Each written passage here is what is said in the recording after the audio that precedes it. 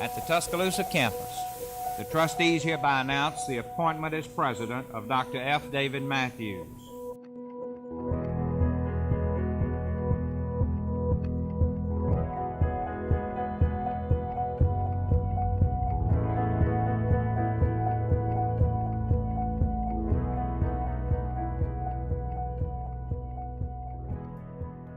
I think that when you think about what was going on in the early 1970s in this country, I think that David Mathews was the right man at the right time. This is in the first days of integration of the university, and that first class, 240 students, had 2 black students in it. It was extraordinary to have someone in David Mathews' position to encourage a female. His classroom is wherever he is. It can be around the conference table, or it can be in the middle of the quad, or whatever, wherever you're working at. It's still a classroom. He's still an educator. A young, because he was quite young then, bright, thoughtful president. If you had a problem, he would take time to see you. And a lot of times we'd be doing something and he'd come up behind us and go, "How's it going? How's your grades? How's the family?" You know, it wasn't something that you were scared of. It was something you looked forward to.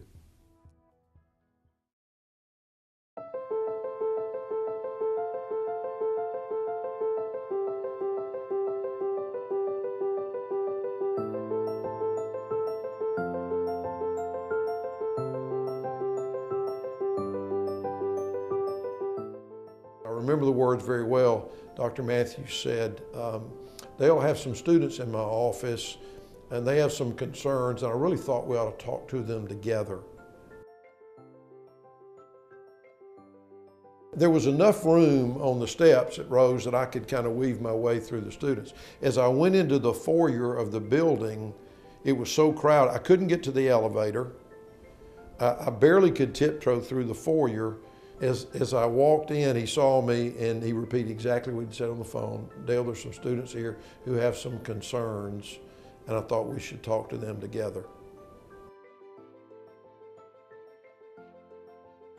And he walked over there, and students were respectful and really kind of moving out of his way. But he went over there and he sat down on the floor. And I don't think it hit me at the time, but as I've reflected on over the years, I believe what I said that day when we were talking, and that is that it was the greatest act of leadership I think I have ever seen. The president of the Afro-American Association at the University of Alabama and several black students met with university president Dr. David Mathews at noon today. And I think the first meeting was, I went into his office along with my wife, and we had some issues we were thinking of. We were thinking that African American students should receive more scholarships as opposed to loans and work study. And I recall him, I think around that time, making a phone call to me, asking me if I would, myself and my wife, Wanda, we were married at the time, would be interested in attending a breakfast with Ford. And I was sort of floored because that was the first time someone of that status had called me on the phone. So I was just impressed by that and perhaps speechless. But I gained my composure and said yes.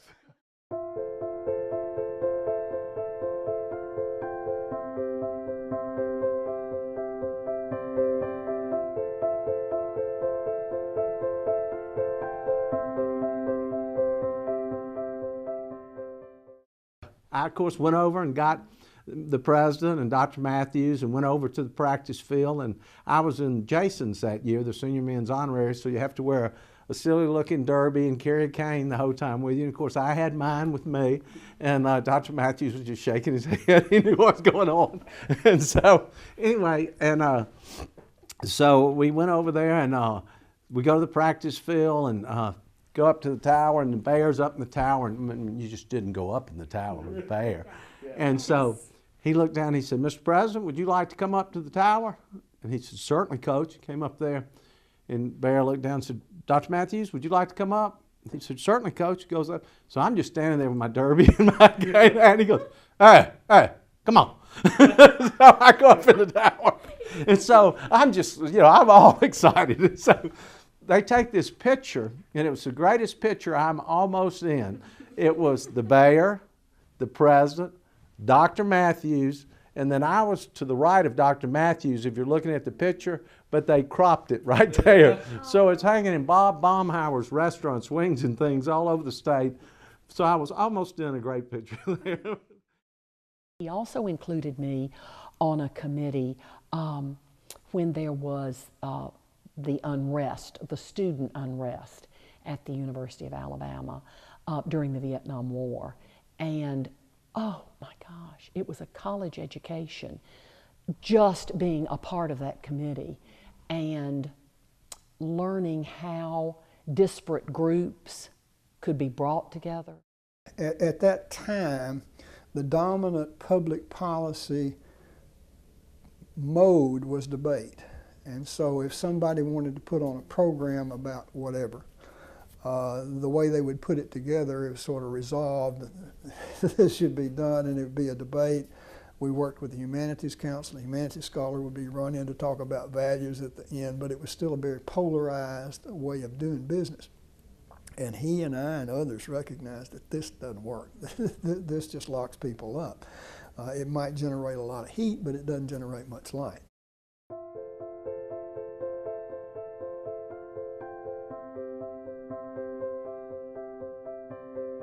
He always looked at the fires and thought, how can the light that come from those fires illumine the larger issues and the larger opportunities for making the quality of life of everyone better?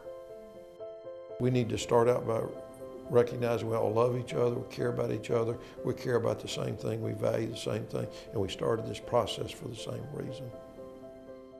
In a community, everybody is important, and everybody serves a role and a purpose. It's easier to be a for it or an again it kind of person versus a let's figure out what the real problem is or the real issue is and work together to resolve it. Just a couple of days ago, I read this quotation from Hafiz in a Christian devotional, and I mean, it just describes David Mathews. How did the rose ever open its heart and give to this world all of its beauty? It felt the encouragement of light against its being. Otherwise, we all remain too frightened. And I'm sure I speak for the students at the University of Alabama when I was there, we would have been too frightened.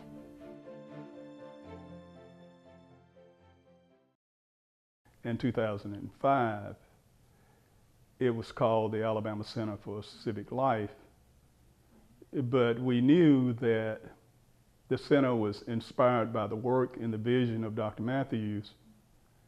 So as soon as he was willing to lend his name, we decided to rename it the David Mathews Center for Civic Life.